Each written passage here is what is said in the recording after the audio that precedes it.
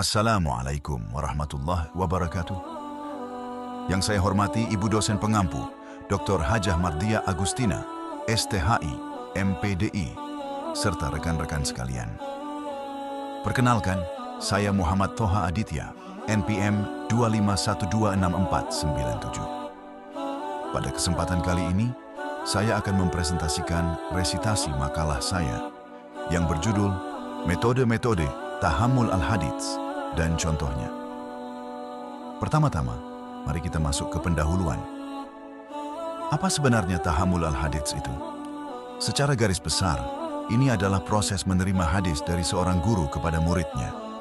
Proses ini merupakan tahap awal yang sangat krusial dalam transmisi hadis sebelum hadis tersebut diriwayatkan. Tujuan utamanya tidak lain adalah untuk menjaga keaslian serta validitas dari hadis Nabi Sallallahu Alaihi Wasallam. Adapun syarat bagi penerima hadis, minimal ia harus sudah mencapai usia tamyiz, yaitu usia di mana seseorang mampu memahami pembicaraan dengan baik. Secara lebih spesifik, jika kita bedah dari segi bahasa, tahammul berarti menanggung atau membawa hadis.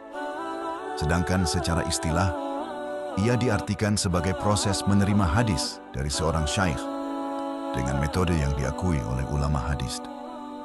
Metode ini menjadi sarana penting untuk memastikan agar sanad dan matan hadis tetap terjaga. Oleh karena itu, para ulama menetapkan beberapa metode resmi dalam proses penerimaan hadis ini. Mari kita bahas metode-metode tersebut beserta contohnya.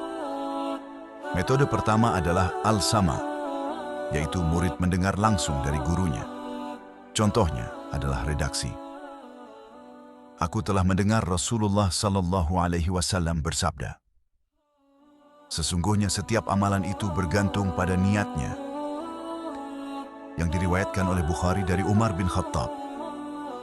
Metode kedua adalah al-qira'ah alal syaikh, di mana murid membaca hadis di depan gurunya dengan contoh redaksi seperti kalimat, telah mengabarkan kepada kami.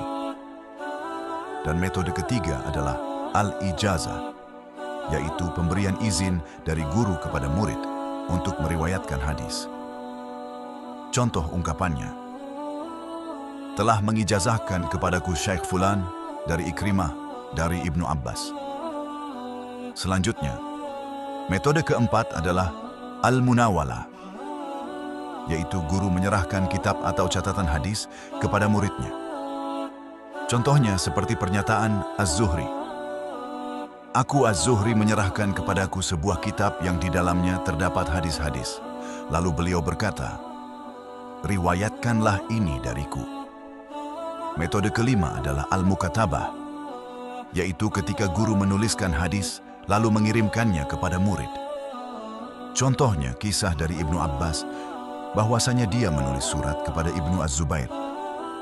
Dan metode keenam adalah al-i'lam, yaitu guru memberitahu murid bahwa suatu hadis adalah riwayatnya. Dengan contoh redaksi, guruku telah memberitahu aku. Dua metode terakhir adalah al-wasiyah dan al-wijadah. Al-wasiyah terjadi ketika seorang guru mewasiatkan kitab hadisnya kepada seseorang dengan contoh redaksi, Fulan telah mewasiatkan kitabnya kepadaku. Sementara al-wijadah adalah kondisi di mana seseorang menemukan catatan atau kitab hadis tulisan tangan seorang guru yang dalam penyampaiannya mirip dengan contoh redaksi. Guruku telah memberitahu aku. Sebagai kesimpulan, Tahammul al-Hadits merupakan proses penerimaan hadis dari guru kepada murid yang menjadi dasar penting dalam menjaga keaslian dan kesinambungan periwayatan hadis Nabi Sallallahu Alaihi Wasallam. Proses ini dilakukan melalui berbagai metode yang telah diakui oleh para ulama, seperti al-sama, al-qira'ah, al-ijazah, al-munawala, al-mukatabah, al-i'lam, al-wasiyah, dan al-wijadah. Setiap metode memiliki tata cara dan tingkat kekuatan yang berbeda, namun semuanya berperan dalam memastikan bahwa hadis dapat diterima dan disampaikan secara benar dari satu generasi ke generasi berikutnya. Sekian, terima kasih. Wabillahi taufiq wal hidayah. Wassalamualaikum warahmatullahi